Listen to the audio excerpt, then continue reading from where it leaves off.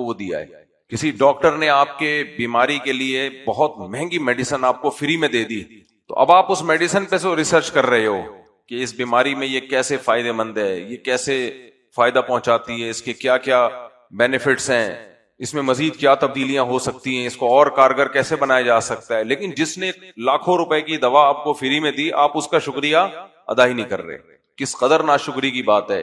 تو آج کافر وہ اس کائنات کی وسعتوں میں تو غور و فکر کر رہا ہے, چیزیں بھی ایجاد کر رہا ہے, خدا کی بنائی ہوئی چیزوں سے لطف اندوز بھی ہو رہا ہے.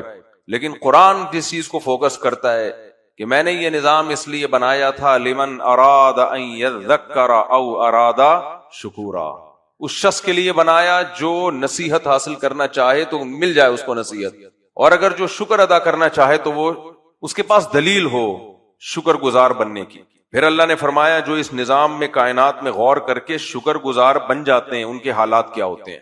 وعباد الرحمن الذین یمشون علی الارض ہونا, فرمایا رحمان کے بندے وہ ہیں جو زمین پر عاجزی کے ساتھ چلتے ہیں, یعنی تکبر سے نہیں چلتے. عاجزی کا مطلب یہ نہیں کہ ایسے جا رہے ہیں جیسے کوئی بیمار آدمی ہوتا ہے. بعض دینداروں کو ہم نے دیکھا ہے ایسے چل رہے ہوتے ہیں جیسے بہت دنوں سے ان کو خوراک ملی نہیں ہے. تو صحابہ کرام جیسے نارمل نہیں, تکبر سے نہ چلیں. تکبر کیوں؟ جب انسان یہ اس کائنات میں غور کرتا ہے اسے پتہ چل جاتا ہے اس کا بنانے والا کوئی اور اس نے ہم پر احسانات کیے, تو ہم فقیر ہیں, محتاج ہیں اس کے. فقیر میں کبر پیدا ہوگا؟ کبھی فقیر کو اکڑتے ہوئے دیکھا ہوئے دے 50 روپے ورنہ میں یہ کر دوں گا, تو آپ بولو گے بھائی تو فقیر ہے یا بدماش ہے؟ کیا خیال ہے آپ اس کو کیا بولو گے, تو فقیر ہے یا بدماش ہے؟ تو یہ جو ہے نا میں ایسا میں ویسا, اور تکبر دولت اور عزت اور شہرت, یہ 3 چیزوں کے بعد آتا ہے. بے وقوف لوگوں میں, جو عقل مند ہوتے ہیں ان میں نہیں آتا, کیونکہ ان کو پتا ہوتا ہے کہ یہ سب کچھ کس کا ہے, اللہ کا. اس لیے تکبر ہمیشہ بے وقوفوں کی بیماری ہے. یہ جتنے بھی بزرگان دین ہیں وہ سب اس پہ متفق ہیں کہ تکبر بیماری کس کی ہے؟ احمقوں اور بے وقوفوں کی, چاہے وہ پڑھے لکھے بے وقوف کیوں نہ ہو. فرمایا وَإِذَا خَاطَبَهُمُ الْجَاهِلُونَ قَالُوا سَلَامًا, جب جاہل لوگ ان سے بحث کرتے ہیں تو وہ سلامتی کی بات کرتے ہیں, سلام کہہ کے نکل جاتے ہیں. کیوں؟ اس لیے کہ ان کو پتا ہے کہ اللہ نے ہمیں ایک مقصد کے لیے پیدا کیا ہے, ہمیں اپنے خدا کو راضی کرنا ہے, ایک ہدف دیا ہے. اس ہدف اس ویژن میں جو چیز رکاوٹ بنے گی اسے پاؤں کی ٹھوکر سے ہم اڑا دیں گے. تو اس ویژن میں سب سے بڑی رکاوٹ جاہل لوگ بنتے ہیں, جو فضول بحثوں میں آپ کو ڈال کے آپ کا ٹائم ویسٹ کرتے ہیں. ہم نے بڑے علماء کو دیکھا ہے ایک ہدف ایک ویژن پہ لگے رہتے ہیں, دائیں بائیں 20 مخالفتیں ہوں وہ دیکھتے ہی نہیں, وہ ایک رخ پہ چلتے چلے جاتے ہیں. میں بار بار ایک جملہ کہتا ہوں, مولانا اشرف علی تھانوی فرمایا کرتے تھے کہ لوگ محققین کے ہمیشہ خلاف ہوتے ہیں. لوگ کہتے ہیں جو ادھر ادھر سے سن کے باتیں پھینکتا رہے, بیٹھ کے وہی باتیں کرتا رہے جدھر کو پبلک جا رہی ہے, جو ماحول بن گئے وہ اسی کی بات کرے. ماحول کے خلاف جانا, لوگوں کو تحقیق کر کے صحیح بات لوگوں کے سامنے رکھنا بہت مشکل کام ہے. اس میں پڑھے لکھے لوگ آپ کے خلاف ہو جائیں گے, وہ آپ کے خلاف ہو جائیں گے. تو لوگ ہمیشہ مبالغہ آرائیاں کرنے والے اور بڑی بڑی پھینکنے والے, ان کو لوگ پسند کرتے ہیں, چاہے وہ عالم ہو, چاہے مفتی ہو, چاہے بزرگ ہو. جو اوٹ پٹانگ باتیں کرے گا چلے گی مارکیٹ میں, جو بات کرے گا ریسرچ کر کے نپی تلی, یہ بات مارکیٹ میں نہیں چلتی. الزامات لگانا شروع کر دیتے ہیں لوگ الٹا کہ یہ ایسے ہیں, یہ ویسے ہیں, یہ فلانے ہیں, ڈمکانے. تو اس لیے اللہ فرماتے ہیں جب جاہل ان سے بحث کرتے ہیں تو وہ کیا کہتے ہیں, یہ سلام متارکت کہلاتا ہے. السلام علیکم بھائی, اپنا راستہ لو. تو ان سے الجھ کے اپنا وقت برباد نہیں کرتے. والذین یبیتون لربہم سجدا وقیاما, ان کی راتیں گزرتی ہیں اپنے رب کے سامنے سجدے اور قیام میں. میں بھی تراویح پہ تحقیق کر رہا ہوں نا, تراویح 8 ہیں یا 20 ہے, اس پہ پوری تحقیق میں نے پورا رسالہ تو لکھ لیا الحمدللہ. چونکہ عربی میں ہے تو اس کو اب اردو میں ٹائپ کرنے میں بہت ٹائم لگتا ہے, تو احادیث ساری فقہا کے اقوال عربی میں, لیکن میں سوچ رہا ہوں اس کو ویڈیو فارم میں لے آؤں. تو اس میں اسلاف کے پہلے بھی پڑھے تھے ہم نے طالب علمی کے دور میں, اب وہ تازہ ہو جاتے ہیں جب دوبارہ ریسرچ کرتا ہے. رمضان میں صحابہ, تابعین, تبع تابعین اتنی زیادہ عبادت کیا کرتے تھے, اتنی زیادہ عبادت, اتنی عبادت کے تصور سے زیادہ, پوری رات کھڑے رہتے تھے.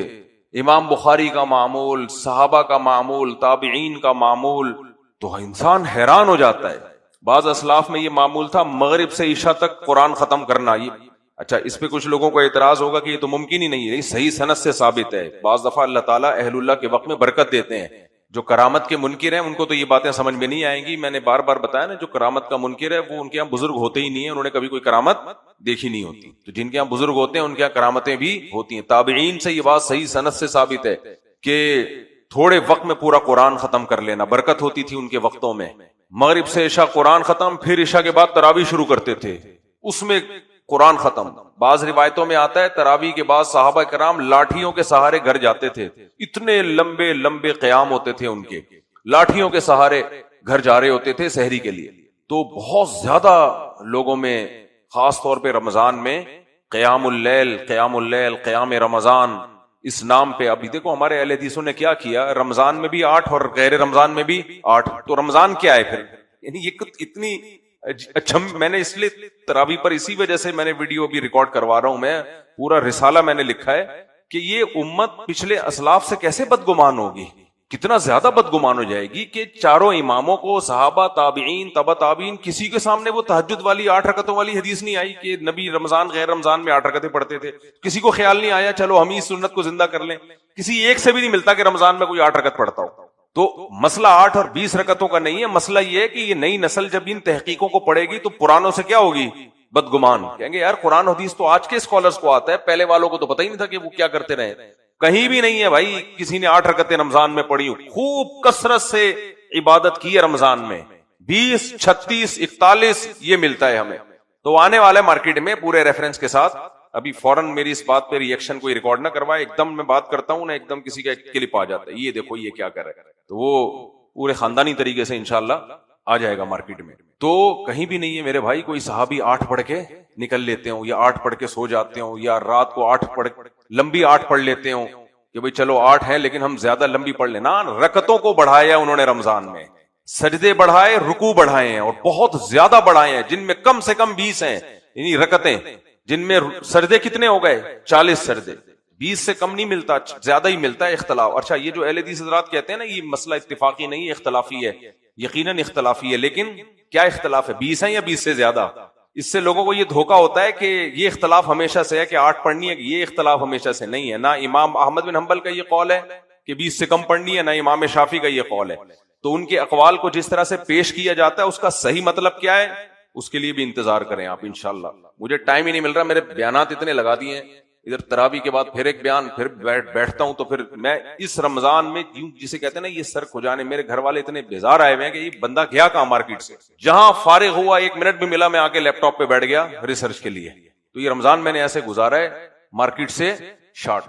گھر والوں کو بول دیا بھی رمضان ہے تو ابھی مجھے کام کرنے دو, اپنا جو ہے نا علمی کام ہے اس کو کمپلیٹ کرنے دو. تو 3 طلاق پر میں نے جب تحقیق کی تھی سن 2011 میں, تو اس پہ میں نے رسالہ لکھا, ابھی تک چھپنا نصیب نہیں ہوا اس کو بیچارے کو. تو وہ ڈیپ میں گھس کے میں نے اس میں تحقیق کی, اور اس رسالہ لکھنے سے پہلے, تحقیق کرنے سے پہلے میری رائے یہ تھی کہ یہ مسئلہ اختلافی ہے. اس میں چاروں امام تو 3 طلاق کو 3 کہتے ہیں, لیکن اسلاف میں کچھ ایک آدھ شاید اس کے قائل ہیں کہ 3 ایک ہوتی ہیں. اور یہ میں نے رائے اس لیے تھی, میں نے کہا یار اہل حدیث ہیں, ادھر سعودیہ کے سلفی علماء میں بعض سب نہیں, وہ 3 کو 1 کہتے ہیں تو کچھ تو ہوگا, لیکن قرآن میرے ہاتھ میں ہے. جب میں نے اس میں ڈیپ میں جا کے تحقیق کیا نا, اور تحقیق کا مطلب تحقیق, اتنا میں نے مطالعہ کیا, اتنی کتابیں پڑھی کہ میری کمر کبڑی ہو گئی, مجھے پین کلر کھانی پڑی تھی کمر کے لیے. سمجھ میں آ رہی ہے بات؟ بیٹھا رہتا تھا اس کے لیے, ایک الگ سے میز بنوائی اسپیشل, کیونکہ میں نیچے بیٹھ کے کام کرتا تھا اس وقت نا زیادہ. تو اس کے بعد میری رائے قائم ہوئی نیوٹرل ہو کے, یہ نہیں کہ میں حنفی ہوں اس لیے, نا کہ کچھ بھی نہیں ہے.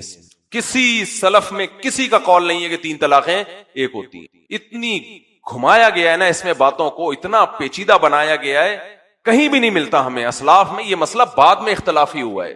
ایک امام طحاوی سے بس ایک قول ہمیں ملتا ہے, وہ بھی 3 صدی ہجری کے تھے, کہ بعض لوگ اس طرف گئے 3 ایک ہوتی ہیں. وہ بعض سے مراد شیعہ لوگ ہیں, شیعہ لوگ ہیں. اہل سنت میں کوئی اس طرف گیا ہی نہیں ہے, صدیوں تک نہیں گیا اہل سنت میں. تو شیعہ لوگ اس کے قائل تھے. تبھی اسی تحریر میں آخر میں امام طحاوی نے لکھا کہ صحابہ تابعین کا اس پر, صحابہ کا اجماع نقل کیا اس پر. جب صحابہ کا اجماع ہو گیا پھر تو اس اجماع سے بڑی تو کوئی مضبوط دلیل نہیں ہوتی میرے بھائی. تو یہ 3 طلاق کے مسئلے میں پھر میں نے جو شدت اختیار کی ہے نا, یہ شدت نہیں ہے, یہ کانفیڈنس ہے. صحیح ہے نا؟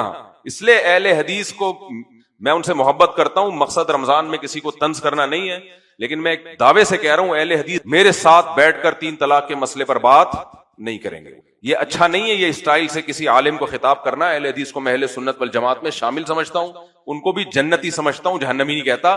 لیکن اس مسئلے میں اہل حدیث سے اتنی بڑی مسٹیک ہوئی ہے کہ تبھی اہل حدیث علماء ہر موضوع پر بات کرنے کے لیے تیار ہو جائیں گے, لیکن طلاق کے مسئلے پر اہل حدیث نہیں بات کرتے. میں نے ان کو اپنی ویڈیو بیانات بھی بھیجے کہ بھئی اس کا علماء کی طرف سے جواب لے کر آؤ. ان کے علماء کہتے ہیں اختلافی مسئلہ ہے. میں نے کہا اسی پہ بات کر لو کہ اتفاقی ہے یہ اختلافی ہے, اسی پہ بات کر لو. تو اس لیے کچھ بھی نہیں ہے بھائی, طلاقیں دے دی نا 3, بیوی کیا ہو گئی حرام. اہل حدیث کے فتوے سے بیوی حلال نہیں ہوگی. تو یہ کانفیڈنٹلی کہہ رہا ہوں, میں مذاق نہیں کر رہا, سمجھ رہے ہو, یہ کانفیڈنٹلی کہتا ہوں. اور اس لیے نہیں کہتا کہ میں حنفی ہوں, میں عملاً حنفی ہوں, فقہ حنفی کو عملاً فالو کرتا ہوں. لیکن جب دلائل کی دنیا میں آتا ہوں تو پھر حنفی شافی کو سائڈ پہ رکھ کے دلائل دیتا ہوں. میں صرف تائید کے لیے ان کے قول پیش کرتا ہوں, کیونکہ دلیل جب سامنے والے کو دی جاتی ہے تو ان کو بھی دی جاتی ہے جو حنفی نہیں ہے. اس کو تھوڑی فقہ حنفی سے میں دلیل دوں گا.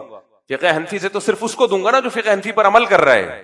جب عام پبلک میں بیان جائے گا تو پھر فقہ حنفی کو میں کیا کر دیتا ہوں سائڈ پہ. کیونکہ اہل حدیث مجھے یہ بھی تانا دیتے ہیں کہ اصل میں یہ حنفی ہے نا, تو گھما پھرا کے اس نے حنفیت کو پروموٹ کرنا ہے. یہ بات غلط ہے بھائی. جب ہم آپ سے بات کریں گے, میرا جب اہل حدیث سے 2009 میں مناظرہ ہونے والا تھا تو میں نے ان سے کہا تھا اس میں حنفی شافی نہیں آئے گا 3 طلاق کے مسئلے میں, ذہن میں رکھنا, قرآن و سنت سے بات ہوگی. ایسا نہ ہو آپ اٹھا کے فلاں شافی کا فلاں حنفی کا حوالہ دینا شروع کر دو. تو وہ اسی سے پیچھے ہٹ گئے تھے, انہوں نے کہا یہ مناظرہ نہیں کرنا ہم نے. تو اس لیے بات کہیں اور چلی گئی. کیا بات کر رہا تھا میں, اتنی اچھی بات چل رہی تھی. تو صحابہ کرام تابعین رات کو رمضان میں کئی رکعتیں پڑھا کرتے تھے, کسی ایک سے بھی. حضرت عمر کی جو ایک 8 والی روایت ہے مسترب ہے, اس کا بیان آ جائے گا مارکیٹ میں. اس کے ایک ضعیف ہونے کی ایک بڑی دلیل یہ بھی ہے کہ کوئی تو عمل کرتا نا اس پہ, کہیں بھی نہیں ملتا ہمیں, نہ صحابہ نہ تابعین نہ چاروں امام, کہیں بھی نہیں ہے. ابن تیمیہ نے آ کے پھر ایک قول نقل کیا, وہ علامہ ابن تیمیہ رحمہ اللہ بڑے عالم تھے, لیکن ان کے تو تفردات مشہور ہیں. اچھا خیر, تو اس لیے رمضان میں زیادہ نمازیں پڑھا کرو. یہ اہل حدیثوں نے 8 رکعتوں پہ لوگوں کو ڈال دیا ہے کہ بس 8 ہی سنت ہے. تو یہ تو رمضان کے ساتھ ناانصافی ہے بھائی. یہ کیا ہے؟ دیکھو ایک بات کرتا ہوں جلدی سے. نبی صلی اللہ علیہ وسلم صحیح حدیث سے پتہ چلتا ہے رمضان میں ساری نیکیاں بڑھا دیا کرتے تھے. ایسا ہی ہے نا, صدقات بھی بڑھایا کرتے تھے. کیا خیال ہے؟ حدیث میں آتا ہے سخاوت کا دریا بن جاتے تھے آپ صلی اللہ علیہ وسلم رمضان میں. اور آپ صلی اللہ علیہ وسلم رمضان میں تلاوت بھی بڑھا دیا کرتے تھے. تو یہ کیسے ممکن ہے کہ رمضان میں آپ رکعتیں نہ بڑھائیں, رکوع اور سجدے نہ بڑھائیں, جبکہ صدقات رمضان کے نام سے الگ الگ ابواب بنی ہیں حدیثوں میں, لیکن قیام رمضان کے نام سے تو الگ ابواب ہیں. تو جیسے صیام ہے رمضان کا, ایسے ہی رمضان کا قیام بھی ہے. تو وہ 8 ہی اگر ہے تو یہ والا یعنی یہ پھر کون سا قیام ہے بھائی جس کی اتنی ساری حدیثوں میں تاکید ہے؟ تو اس لیے انتظار کر لیں بس آپ. میرا فی الحال بتانے کا مقصد جو ابھی میں اس کو لے کر آیا ہوں, یبیتون لربہم سجدا وقیاما, کہ عام دنوں میں بھی تہجد کی ترغیب ہے, لیکن رمضان میں رکعتیں بڑھانی ہے, تلاوت بھی بڑھانی ہے اور رکعتیں بھی بڑھانی ہے. تو جو 8 پڑھتے ہیں رمضان میں بھی, کہتے ہیں غیر رمضان میں بھی یہی ہے, اس میں بھی یہی ہے, تو پھر رمضان کو کوئی لفٹ نہیں کرائی انہوں نے. جبکہ اسلاف سے پتہ چلتا ہے اسلاف میں کوئی ایک بھی ایسا نہیں تھا جو رمضان میں 8 رکعتوں پر اکتفا کرتے ہو, ایک بھی ایسے نہیں. خود امام بخاری بھی نہیں ہے. تو تعداد بڑھانی ہے رمضان میں. کتنی ہے پھر وہ دلیل سے جواب آ رہا ہے انشاءاللہ, ابھی تھوڑا سا ویٹ کریں آپ. والذین یقولون ربنا اصرف عنا عذاب جہنم, اللہ فرماتے ہیں یہ لوگ دعائیں مانگتے ہیں, ربنا اصرف عنا عذاب جہنم, اے اللہ ہم سے جہنم کے عذاب کو دور کر دے. ان عذابها کان غراما, یہ عذاب چمٹ جانے والا. اللہ نے اہل ایمان کی ایک علامت بیان کی ہے کہ یہ اللہ سے جہنم کی آگ سے پناہ مانگتے ہیں. والذین اذا انفقوا لم یسرفوا ولم یقتروا, جب یہ خرچ کرتے ہیں اعتدال سے, نہ یہ کنجوس ہوتے ہیں اور نہ اپنی چادر سے زیادہ پاؤں پھیلاتے ہیں. کنجوس اس لیے نہیں ہوتے, اللہ پہ توکل ہے, ان کو پتا ہے کہ خرچ کریں گے تو اللہ اور دے گا, لیکن ان کو یہ پتا ہے کہ خرچ اپنی اوقات سے زیادہ نہیں کرنا, کیونکہ اللہ کو بھیک مانگنے والے پسند نہیں ہے. زیادہ خرچ کر دیا کل لوگوں سے مانگتا پھرے گا. والذین لا يدعون مع اللہ الہا آخر, سوال پیدا ہوتا ہے ہمارے نبی تو سارا خرچ کر دیا کرتے تھے, امہات المومنین بھی سارا خرچ کر دیا کرتی تھی, شام کو گھر میں فاقے ہوتے تھے. بھائی ان کا توکل اتنا زیادہ تھا کہ جب فاقے ہوتے تھے تو کسی سے مانگتے نہیں تھے وہ لوگ, اس لیے اللہ پھر ایک ٹائم فاقہ کے بعد اگلے ٹائم انتظام کر دیا کرتا تھا. ہماری اور آپ کی حالت یہ ہے کہ اگر ہم نے اپنی چادر سے زیادہ پاؤں پھیلایا اور ہم پہ فاقے آ گئے تو 2 فالٹ پیدا ہوں گے ہمارے اندر. نمبر 1, ہم کہیں گے اللہ نے تو کہا تھا کہ خرچ کرو تو دوں گا، تو دے کیوں نہیں رہا؟ فرش تو خالی پڑا ہوا ہے اور راشن شارٹ. اس کا مطلب اللہ نے معاذ اللہ غلط کہا تھا. تو اللہ کی سب باتیں کیا لگیں گی؟ غلط. جنت بھی غلط لگنا شروع ہو جائے گی، جہنم بھی، اور ہر چیز ایمان ہی جائے گا. نمبر 2، بھوک برداشت نہیں ہوگی. کیا نہیں ہوگی؟ بیگم مارکیٹ سے بولو شارٹ، عدالت سے خلا، بچے مارکیٹ سے شارٹ، ان کا بھی بیڑا غرق. اس لیے ہم جیسے لوگوں کے لیے حکم الگ ہے، کامل متوکل لوگوں کے لیے حکم الگ ہے. تو ہم لوگوں کے لیے یہی ہے کہ اپنی اوقات، اپنی چادر دیکھ کے پاؤں پھیلاؤ. اللہ فرماتے ہیں والذین لا يدعون مع اللہ الہا آخر، اللہ کے ساتھ کسی کو پکارتے نہیں ہیں. ولا یقتلون النفس التي حرم اللہ، کسی انسانی جان کا قتل نہیں کرتے. ولا یزنون، زنا نہیں کرتے. ومن یفعل ذلک یلقى اثاما، جو بھی یہ کام کرے گا بڑے گناہ سے ملے گا. زنا شرک، اللہ نے زنا کو شرک کے ساتھ بیان کیا. اچھا، قرآن میں قتل نفس اور زنا ساتھ ساتھ بیان ہوتے ہیں. قتل سورہ انعام میں یا سورہ اعراف میں، وہاں اللہ نے فرمایا اپنی اولاد کو قتل مت کرو، بے حیائی کے قریب مت جاؤ، انسانی جان کو قتل مت کرو. دو قتل کے بیچ میں بے حیائی یعنی زنا. سمجھ میں آ رہی ہے بات؟ سورہ بنی اسرائیل میں بھی ایسے ہی ہے. اللہ نے فرمایا اپنی اولاد کو غربت کے خوف سے قتل مت کرو، پھر آگے فرمایا زنا مت کرو، آگے فرمایا انسانی جان کو قتل مت کرو. تو یہ کیا ان میں مناسبت ہے کہ قتل کے ساتھ ساتھ زنا کا تذکرہ ہوتا ہے؟ نہیں آئی سمجھ میں بات؟ اپنی اولاد کو قتل مت کرو، زنا مت کرو، اولاد کو قتل مت کرو، زنا مت کرو. اصل میں زنا بھی نسل کا قتل ہے، کیونکہ بغیر باپ کے بچے پیدا ہوتے ہیں. وہ بھی ایسے ہی ہیں جیسے مردہ. سمجھ میں آ رہی ہے بات؟ زنا سے ولد الزنا بچے پیدا ہوتے ہیں، بچوں کا نسب ختم، ان کو باپ کی شفقت نہیں ملتی. تو یہ بھی اور فیملی سسٹم تباہ و برباد ہو جاتا ہے.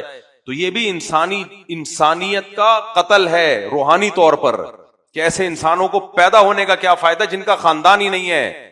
تو اللہ ایسے انسان جو بغیر خاندان کے پیدا ہو رہے ہیں، کیونکہ نکاح سے رشتے بنتے ہیں نا، زنا سے رشتے نہیں بنتے. زنا میں جو باپ ہوتا ہے نا، اسلام اس کو باپ نہیں مانتا. میں نے اس پہ بیان کیا تو سارے لبرل لوگ میرے خلاف ہو گئے کہ یہ جاہل کو دیکھو، اس کو تو پتہ ہی نہیں، جو باپ ہے اس کو یہ شریعت باپ نہیں مان رہی. میں نے کہا بھائی وہ نہیں مانتی، نہ اس پہ خرچہ ڈالتی ہے. زنا سے جو بچہ پیدا ہوتا ہے تو زانی شریعت کی روشنی میں اس کا باپ، بولو نا جملہ مکمل کرو، نہیں ہوتا. جب باپ نہیں ہوتا اسلام نہیں مانتا اس کو باپ. جب باپ نہیں ہوتا تو باپ والی ذمہ داری بھی اس پہ نہیں ڈالتا اسلام. اس پہ بہت سے ہمارے لبرل لوگ نا اکھڑ گئے تھے. ابھی اس کلپ پہ جا کے دیکھیں اتنے نیگیٹو کمنٹس کہ اس میں بچے کا کیا قصور ہے، تو اس کا خرچہ کس پہ ڈالا جائے؟ بچے کا قصور نہیں ہے، اس کا خرچہ اس کی ماں پہ ڈالا جائے گا. ماں سے اس کا رشتہ ہے، اور اگر ماں افورڈ نہیں کر سکتی تو ماں کے رشتہ داروں پہ ڈالا جائے گا. وہ بھی افورڈ نہیں کر سکتے، اسٹیٹ اور ریاست پہ ڈالا جائے گا، باپ پہ نہیں ڈالا جائے گا. کیوں؟ شریعت اس کو باپ مانتی نہیں ہے. آپ حیران ہوں گے یار شریعت تو اس کو بڑا فیور دے رہی ہے، اس پہ خرچہ ہی نہیں ڈال رہی ہے. دیکھو یہ بہت ٹیکنیکل پوائنٹ کی بات ہے، اللہ کرے کھوپڑی میں اتر جائے. شریعت بچے کا خرچہ باپ پہ ڈالنا اس کو باپ کی تعظیم سمجھتی ہے. آئی بات سمجھ میں؟ اس کو باپ کی کیا سمجھتی ہے؟ تعظیم، کہ اس پہ ذمہ داری ڈالی جا رہی ہے. کیونکہ اولاد کا خرچہ باپ پہ ہونا یہ باپ کے لیے فخر ہے. تبھی تو قرآن کہتا ہے وَعَلَى الْمَوْلُودِ لَهُ، عورت نے جس کے لیے بچہ جنا ہے اس مرد پر اس اولاد کے سارے خرچے لازم ہیں، عورت کے بھی اور اس کی اولاد کے بھی. تو اسلام کہہ رہے اس عورت نے بچہ جنا تمہارے لیے، تم سپیریئر ہو، تم اس کے ولی ہو، لہذا تم پہ ذمہ داری. یہ پینلٹی نہیں ہے بلکہ کیونکہ یہ نعمت تمہاری گود میں آ رہی ہے اور ساری زندگی اس کا فائدہ ماں اور باپ دونوں مل کے اٹھائیں گے، تو اس لیے تمہاری ریسپانسبلٹی ہے. تبھی تو دیکھو عید الفطر میں باپ کے پاس جتنے زیادہ بچے ہوں اتنے ہی اس کے اوپر صدقہ آتا ہے. ٹیکنیکل پوائنٹ کی بات ہے، اللہ کرے کھوپڑی شریف میں آ جائے. دیکھو مجھے ایک بات بتاؤ، ایک آدمی کے 10 بچے ہیں اس کا صدقہ فطر زیادہ ہے، ایک آدمی کے 2 بچے ہیں اس کا صدقہ فطر کم ہے. فار ایگزامپل صدقہ فطر 200 روپے بنتا ہے ایک بچے کا. جس کے 2 بچے ہیں اس پہ 400 آئیں گے، جس کے 10 بچے ہیں اس پہ 2000 آئیں گے. ہو سکتا ہے اسلام نے کہا کہ تم نے اتنے بچے پیدا کیے ہیں، تمہاری ذمہ داری ہے، لہذا تم ان کا جرمانہ نکالو، پینلٹی دو. کتنے زیادہ تم نے بچے پیدا کیے، کیوں پینلٹی دو. اس پینلٹی کی وجہ سے اگر 2 بچے ہیں تو 400 روپے ٹیکس، 10 بچے ہیں تو ان کا ٹیکس کتنا ہے؟ 2000. ہم یہ تعویل کر لیتے، لیکن یہ تعویل بنتی اس لیے نہیں کہ صدقہ فطر عید کے دن واجب ہوتا ہے اور عید کے دن پینلٹیاں نہیں لگتی. عید کے دن شکرانے ہوتے ہیں کفارے نہیں آ رہی سمجھ میں، رہنے دو، میرے اندر جتنی طاقت تھی میں نے سمجھا دیا. عید کے دن کفارے نہیں ہوتے، عید کے دن شکرانے ہوتے ہیں، خوشی کا دن ہے. تو اللہ نے یہ کہا ہے کہ تمہارے پاس 10 بچے ہیں تو تم زیادہ خوش ہو، لہذا تم خوشی میں 2000 روپے دو گے. دیکھو اور آسان مثال، آپ کی جمشید سے دوستی ہے، جمشید نے کیا کیا، آپ کو رکھ کے ایک چماٹ مار دیا کتنے غصے میں اور آپ کا دانت توڑ دیا. کیس چلا کورٹ میں، کورٹ نے کہا ہم بتاؤ کیا سزا دو. آپ نے کہا جمشید مجھے 10,000 روپے دے گا تو میں چھوڑ دوں گا. دانت ٹوٹا نہیں تھا، ہل گیا تھا. 10,000 میں پھر ورنہ تو آپ کی کے لیے بےزتی کی بات ہے. 10,000 میں اپنے دانت کے پیسے 10,000 روپے لے رہے. خیر 10,000 روپے آپ نے لے لیے اس سے. یہ کیا ہے؟ کفارہ. کیا خیال ہے؟ پینلٹی. لیکن آپ کا دوست جمشید، وہی جمشید امتحان میں پاس ہو گیا، بہت اچھے نمبر آئے. آپ اس سے کیا کہتے ہو؟ 10,000 روپے. کیا کہتے ہو آپ اس کو؟ 10,000 کا کھانا کھلا بھائی تم. یہی کہتے ہو نا. وہی 10,000 پہلے دشمنی میں تھے، یہی 10,000 اب کیا ہے؟ شکرانے کی، کیونکہ خوشی کے بدلے میں. تو عید کے دن خوشی کا دن ہے. اللہ ایسا نہیں ہو سکتا کہ عید کے دن ہم پہ کفارے اور پینلٹیاں لگائیں. ہم کہیں اللہ پورا مہینہ روزہ رکھ کے ہم آدھے ہو گئے، اتنی لمبی لمبی تراویاں پڑھ کے آدھے ہو گئے، اور تو اوپر سے ہم پہ کیا ڈال رہا ہے؟ پینلٹیاں ڈال رہا ہے. اس لیے جتنے بچے زیادہ ہوں فطرانہ اتنا زیادہ ہوتا ہے باپ پہ. اس کائنات میں سب سے زیادہ فطرانہ فقیر کا ہے. تھوڑا سا کم کر لیں اس کو، کائنات زیادہ ہو گئی لیکن کافی زیادہ لوگ ایسے ہیں جن کے میں گنتا ہوں بیٹھ کے فطرانہ ٹوٹل بن کتنا رہا ہے. خیر خوشی ہوتی ہے مجھے، بھائی اللہ ہم سے پیسے مانگ رہا ہے. اللہ کہہ رہے تمہارے بچے زیادہ تو زیادہ پیسے دے گا خوشی میں. تو باپ پر جو اولاد کی ذمہ داری شریعت نے ڈالی ہے، یہ ذمہ داری پینلٹی نہیں ہے، یہ کیا ہے؟ شکرانہ ہے کہ تمہاری ہے نا تو تم اس کا خرچہ اٹھاؤ گے، یہ نعمت ہے تمہارے لیے. اور باپ اٹھاتا بھی ہے جو غیرت مند باپ ہیں. تبھی اگر آپ کے بچوں کی کوئی سسرال فیس دینا شروع کر دے، آپ کہتے ہو کیا میں مر گیا ہوں؟ کیا میں باپ ہوں بھائی؟ میں روکھی سوکھی کھلا لوں گا. سسرال کے ٹکڑوں پہ پلنے والا ایسا آدمی ہو جاتا ہے سسرال کے سامنے نا. میں سسرال کے ٹکڑوں پہ پلنے والا نہیں ہوں. حالانکہ سارا جہیز کہاں سے آیا اس کے پاس؟ سارا وہیں سے آیا. تو مہر تو 20-25 ہزار تھا اور جو جہیز آیا ہے وہ لاکھوں کا آیا. خیر تو اب کیا ہے؟ اسلام نے جو ولد الزنا کا باپ ہے نا اس کو باپ نہیں مانا، تبھی اس پہ خرچہ نہیں ڈالا. تو یہ پروٹوکول دینے کے لیے نہیں، اس سے پروٹوکول لینے کے لیے. اب چونکہ غیر مسلم ممالک میں یہ چیزیں غیر ہے تو اور یہ چیز ان کی سمجھ میں نہیں آتی. وہ سمجھتے پیسے ہم سے لے رہے ہیں تو پینلٹی ہے. یہ اس لیے ان کو یہ سمجھانا، یہ لبرل لوگوں کو یہ سمجھانا یہ بہت مشکل کام ہے. اس لیے گالیاں دے رہے ہیں، کوئی بات نہیں، اپنی حیثیت بتا رہے ہیں کہ ہم اچھے خاندان کے نہیں ہیں، ہمیں یہ باتیں سمجھ میں نہیں ہیں. اس لیے اسلام نے اس پہ ڈالا ہی نہیں ہے. ہاں آپ یہ کہہ سکتے ہیں اس کو پھر آزاد چھوڑ دیا اسلام نے. نہیں آزاد نہیں چھوڑا اس کو، تو ایسے چترول لگائے ہیں کہ کنوارا ہے تو 100 کوڑے، اور اگر شادی شدہ ہے تو اسلام نے حکم دیا اس بے غیرت کو، اس کمبخت کو زمین میں گاڑ کے پتھروں سے مار کے ہلاک کر دو. تو پروٹوکول کہاں دیا اسلام نے اس کو میرے بھائی؟ پروٹوکول تھوڑی دیا ہے. تو اس لیے میرے بھائی جو ولد الزنا بچے پیدا ہوتے ہیں، یورپ میں، امریکہ میں، ان ملکوں میں یہ بہت رواج چل پڑا ہے کہ ایک گرل فرینڈ سے بھی بچہ پیدا ہو رہا ہے، بیوی سے بھی پیدا ہو رہا ہے. خواتین کی، میں جب کال سنا کرتا تھا خواتین کی کالیں آتی تھی، مفتی صاحب ہمارے میاں نے کی گرل فرینڈ سے کوئی بچہ ہے، وہ بھی میرے گود میں لا کے ڈال دیا ہے کہ میں پالوں اس کو. وہ کہہ رہے ہیں میرا بچہ. میں نے کہا یہ آپ کے ہسبینڈ کا بچہ نہیں ہے، نہ آپ کا اس سے کوئی رشتہ. اس بچے کو اس کی ماں کے حوالے کرو، اور آپ کے ہسبینڈ کا اس سے کوئی رشتہ نہیں. کہہ رہی وہ تو اپنا باپ مانتا ہے. میں نے کہا وہ اسلام چھوڑ دے، پھر جو مرضی مانتا رہے. اگر وہ مسلم ہے، اسلام کہتا ہے کہ اس بچے کا اس باپ سے کوئی تعلق نہیں ہے، نہ وراثت ملے گی اور نہ باپ پر اس کا نان نفقہ لازم ہو. اس کو ریاست پالے یا اس کو اس کی، ہاں ان کا قانون کیا کہتا ہے وہ اپنے قانون پہ عمل کریں. آپ کو یہ آپ نہ کریں. یہ آپ کی کوئی اس سے صلہ رحمی رشتہ داری نہیں ہے کہ میرے ہسبینڈ کا بچہ ہے تو ایکچولی کوئی ثواب نہیں ہے اس میں. ایز اے انسان کسی کو پالا جا سکتا ہے، وہ تو کوئی بھی کسی کو پال سکتا ہے، لیکن یہاں پالنے میں مصیبت یہ ہے کہ پھر لوگ آپ کے ہسبینڈ کا بچہ سمجھیں گے. اس لیے اس کو واپس کریں. تو یہ میرا بیان، جو بھی یورپ امریکہ میں خواتین ہیں وہ اس پر عمل کریں کہ بھئی آپ کے ہسبینڈ کا بچہ ہے. میں نہیں کہہ رہا اس سے نفرت کریں، نفرت تو اس بیچارے کا تو کوئی قصور نہیں ہے. تو شریعت اس کو تھوڑی ٹینشن دے رہی ہے، اس بچے کو ٹینشن دے رہی ہوتی تو شریعت کہتی کسی پہ بھی خرچہ نہیں ہے. نہ ماں پہ ہے نا، اور ماں نہیں کر سکتی، غریب ہے تو ریاست کرے. باپ پہ نہیں ہے، کیونکہ باپ کو یہ پروٹوکول دینا ہی نہیں ہے شریعت نے. شریعت نے کہا نا تمہارا اس سے کوئی تعلق نہیں، حرام پانی ہے، جو حرام پانی سے جو پیدا ہوا ہے اس سے رشتہ نہیں ہے. تو اس لیے نہ اس کا کوئی رشتہ ہے سسرالی، کوئی بھی رشتہ نہیں ہے اس کا. ورنہ فرق کیا ہو گیا حلال میں حرام میں بھائی؟ اگر اس سے بھی رشتے وجود میں آتے زنا سے بھی تو پھر اسلام نے زنا پہ اتنی سخت سزائیں کیوں رکھی ہیں؟ انگریزوں کے یہاں تو کوئی فرق نہیں ہے، گرل فرینڈ کا بچہ پیدا ہو گیا یا بیوی سے بچہ پیدا ہو گیا، بچہ ہو گیا تو بس ڈی این اے سے جو پکڑا گیا اس کے کھاتے میں ڈال دیا. تو ان کے ہاں ہے تو ان کو اپنے قانون پہ عمل کرنے دو. ہمارے لیے کہ اسلام نے قانون بنایا، ہم اس لمٹ کو کراس نہیں کر سکتے. تو میں یہ عرض کر رہا تھا، اسلام چونکہ زنا کو یہ مانتا ہے کہ یہ انسانیت کا قتل ہے، کیونکہ اس سے جو بچہ پیدا ہو رہا ہے وہ باپ کی شفقت سے، باپ کی محبت سے، باپ کی ذمہ داری سے محروم. اور جب باپ نہیں ہے تو چچا بھی نہیں ہے، چچا نہیں ہے تو پھپھی بھی نہیں ہے، یہ آدھا خاندان تو صرف اس کا ننیال سے رشتہ چلے گا، آدھا خاندان تو گیا. تو یہ بھی کیا ہے؟ قتل ہے انسانیت کا.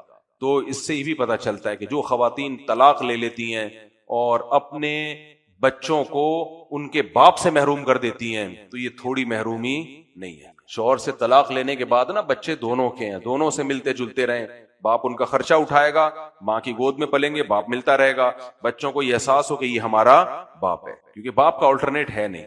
لیکن آج کل کیا ہو رہا ہے، ڈیورس کے بعد بہت دفعہ یہ دیکھنے میں آ رہا ہے مائیں بچوں کو بھائی باپ سے محروم کرنے میں ان کا بہت بڑا نقصان ہے. کیونکہ اسلام میں یتیم کے فضائل ہیں. یتیم کسے کہتے ہیں؟ جس کا باپ نہ ہو. تو باپ کی شفقت اور محبت سے محروم کر دینا یہ تھوڑا نقصان نہیں ہے، یہ تو ایک طرح سے قتل نفس ہے.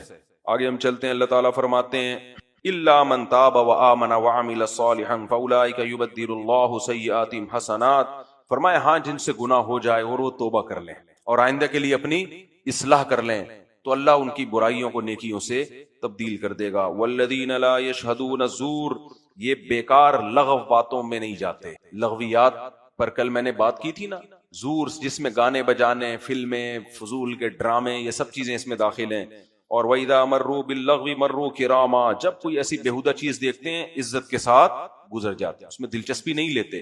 وَالَّذِينَ إِذَا ذُكِّرُوا بِآيَاتِ رَبِّهِمْ لَمْ يَخِرُّوا عَلَيْهَا صُمًّا وَعُمْيَانًا، جب ان کے سامنے اللہ کی آیات تلاوت کی جاتی ہیں تو اندھے بہرے ہو کے نہیں گرتے، اس پہ سے سنتے ہیں کہ ہمارا رب ہمیں کیا کہہ رہا ہے. وَالَّذِينَ يَقُولُونَ رَبَّنَا هَبْ لَنَا مِنْ أَزْوَاجِنَا وَذُرِّيَّاتِنَا قُرَّةَ أَعْيُنٍ، دعائیں مانگتے ہیں اللہ ہمیں ہماری ازواج اور اولاد کی طرف سے آنکھوں کی ٹھنڈک عطا فرما. تابعین اور مفسرین سے جو اس کی تفسیر منقول ہے، یعنی ہماری ماتحت جو اولاد ہے اور بیویاں ہیں، اے اللہ ان کو نیک بنا دے، کیونکہ نیک آدمی کو اپنے ماتحتوں کو نیک دیکھ کے آنکھیں اس کی ٹھنڈی ہوتی ہیں. آپ جب گھر میں جاؤ، بچیاں اسکارف باندھ کے تلاوت کر رہی ہوں، آپ کی بیگم بھی بیٹھی ہوئی ہے فضائل اعمال یا ریاض الصالحین پڑھ رہی ہے بھائی، اور نماز میں لگی ہوئی ہے، اور بچے بھی اپنا تلاوت کر رہے ہیں، کیا خوبصورت منظر ہوتا ہے کہ نہیں ہوتا؟ ونس اپون اے ٹائم ہوا کرتا تھا. اب آپ گھر میں جاؤ گے، بیگم کس پہ لگی ہوئی ہے؟ ٹک ٹاک پہ. خواتین کا تو سارا دن فیشن والے ویڈیو دیکھنے کے علاوہ ایسا لگتا ہے کوئی کام بچا ہی نہیں، کوئی بچا ہی نہیں ہے کام. اور آدمی بھی اسی میں لگا ہوتا ہے، وہ بھی ٹک ٹاک اور فیس بک پہ لگا ہوتا ہے. تلاوت ہمیں یاد ہے بچپن میں ہم گزرا کرتے تھے تو گھروں سے فجر کے بعد تلاوت کی آواز آیا کرتی تھی، سب کا معمول تھا، سب ختم، بیڑا ہی غرق. نبی نے فرمایا اپنے گھروں کو قبرستان مت بناؤ، گھروں میں اللہ کا ذکر کیا کرو، عبادت کیا کرو. تو ایک ایسا کمرہ گھر میں بنانا چاہیے جو صرف نماز روزے کا ہو. تو بچوں کو، بچیوں کو نماز روزے کی ترغیب دیا کرو، اچھے لگتے ہیں جب گھر میں اچھے کام کر رہے ہوتے ہیں. تو اللہ نے فرمایا کہ اولئک یجزون الغرفۃ بما صبروا ویلقون فیہا تحیۃ وسلاما. اللہ نے آگے ان کی نعمتوں کا ذکر کیا، جنت میں کیا نعمتیں ملیں گی. آج ہم نے سورہ شعراء بھی پڑھی ہے، وقت آج میرے پاس تھوڑا ہے، کم ہے، کہیں اور بھی جانا ہے. میں نے جلدی سلیمان علیہ السلام کا واقعہ، بڑا مزہ آتا ہے اس واقعے میں، دلچسپ واقعہ ہے اور ہر سال میں سناتا ہوں، اور جب بھی سناتا ہوں مجھے اتنا مزہ آتا ہے. یہ واقعہ پرانا ہوتا نہیں. سلیمان علیہ السلام کو اللہ نے بڑی حکومت دی تھی. اور وَلَقَدْ آتَيْنَا دَاوُودَ وَسُلَيْمَانَ عِلْمًا، اللہ کہتے ہیں ہم نے داؤد اور سلیمان کو علم دیا. داؤد علیہ السلام کی تاریخ پتہ ہے نا آپ کو؟ بنی اسرائیل میں اللہ نے جہاد کا حکم دیا تو قوم آگے جو تھی بڑی طاقتور تھی. جالوت ان کا بادشاہ تھا. بادشاہ کون تھا؟ جالوت. یہ موسیٰ علیہ السلام کے دنیا سے جانے کے بعد کا واقعہ. اب بنی اسرائیل نے کہا ہم نہیں لڑ سکتے، بہت طاقتور ہے. تو نبی نے کہا کہ بھائی اللہ تعالیٰ تمہیں غلبہ دے گا. پہلے تم خود بولتے تھے جہاد فرض کیوں نہیں ہوتا، جہاد فرض کیوں نہیں ہوتا. یہ جتنے لوگ اس طرح کی باتیں کر رہے ہوتے ہیں نا، نظام میں تبدیلی لاؤ، ہم یوں کر دیں گے، جب لانے کے لیے کوئی تحریک چلی تو سب سے پیچھے یہی ہوں گے. تو اور مسلح تحریک تو جائز ہی نہیں ہے، یہ تو بغاوت میں آتی ہے. خیر، تو داؤد علیہ السلام، ہاں، پھر نبی نے ان کو کہا کہ یہ تمہارے کمانڈر ہیں جالوت. تمہارے کمانڈر کون ہیں؟ جالوت ہیں. اللہ نے ان کو بنایا ہے. تو بنی اسرائیل کو اس پہ اعتراض کہ یہ تو پیسے والے آدمی نہیں ہیں، ان کو ہمارا لیڈر کیوں بنا دیا. تو پیغمبر نے بتایا کہ بھائی دیکھو ان کی صحت بھی اچھی ہے اور ان کے پاس تجربہ بھی زیادہ ہے لڑائی کا. دو چیزیں چاہیے ہوتی ہیں جنگ میں کمانڈر کے لیے, صحت اچھی ہونی چاہیے اور ایکسپیرینس ہونا چاہیے. تو اس لیے بسطۃ فی العلم والجسم, جسم میں بھی اللہ نے مضبوطی دی ہے, اور علم سے یہاں مراد کیا ہے؟ جنگوں کا علم, کہ کیسے اٹیک کرنا ہے, کہاں سے لڑنا ہے, یہ ساری معلومات ان کے پاس زیادہ ہیں. پیسے نہ ہونے سے کوئی فرق نہیں پڑتا, کوئی بزنس تھوڑی کرانا ہے ان سے. اس سے ہمیں یہ بھی پتا چلتا ہے جس سے جو کام لینا ہے نا اس کے اندر وہ کوالٹی دیکھی جاتی ہے. بار بار باتیں میرے ذہن میں آتی ہیں, کیا کروں بتانی پڑتی ہیں. آج رشتوں کے لیے لڑکی تلاش کی جا رہی ہے, ڈاکٹر ہونی چاہیے, سائنٹسٹ ہونی چاہیے. ابے تجھے کیا کام لینا ہے اس سے؟ دماغ خراب نہیں, پاگل ہو گئے ہو تم یار. تم نے اس سے اولاد پیدا کرنی ہے, تم نے اس سے گھرداری کرنی ہے, تو خاندانی لڑکی دیکھو, بہت دیکھنا خوبصورت بھی دیکھ لو, دل مائل ہوگا اس کی طرف, ایک سوئی ایک جگہ آ کے اٹک جاتی ہے بس. ایسے لوگ آتے ہیں میرے پاس.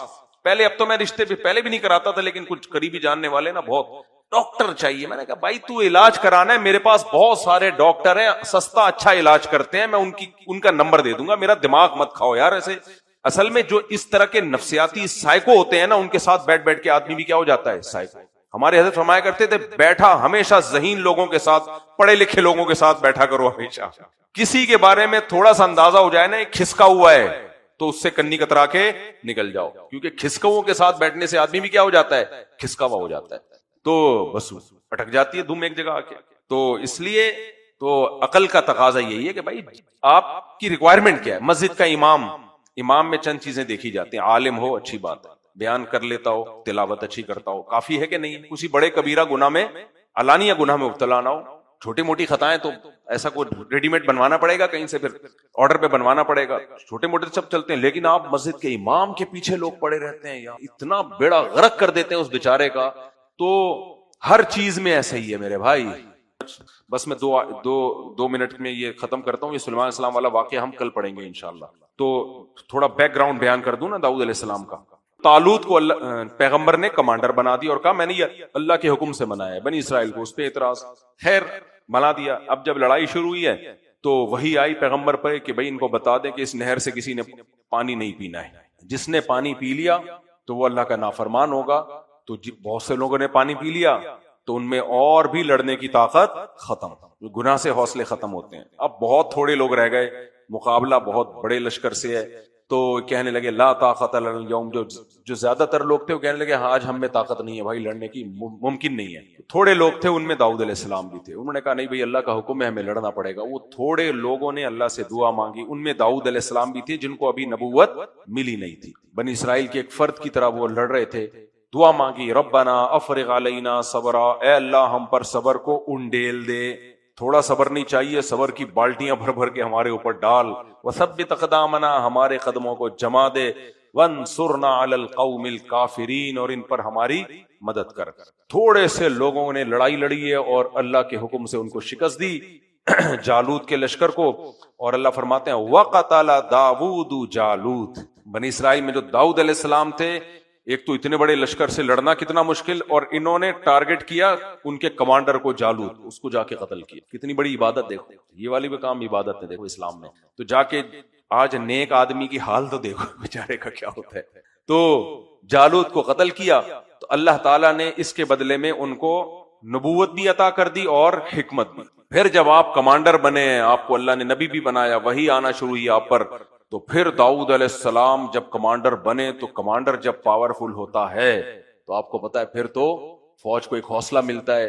تو پھر بنی اسرائیل نے جہاد شروع کیا اور اتنی قوم عمالقہ سے لڑ کے فتح حاصل کی. پھر اس کے بعد بنی اسرائیل کی خلافت دنیا میں قائم ہوئی. اور اللہ نے جو وعدہ کیا تھا نا موسیٰ علیہ السلام سے, وہ پھر داؤد علیہ السلام کے دور میں جا کے وہ وعدہ پورا ہوا کہ بہت بڑی علم میں بھی اللہ نے فضیلت دی اور روحانی فضیلت بھی, دنیا کے امام بنے.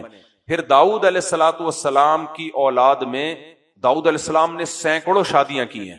پہلے زمانے میں صرف 4 شادیوں کی اجازت نہیں تھی, 4 سے بھی زیادہ کی اجازت. تو خود ان کی تورات انجیل میں آسمانی کتابوں ملتا ہے سینکڑوں شادیاں تھیں, باندیاں بھی بہت تھیں.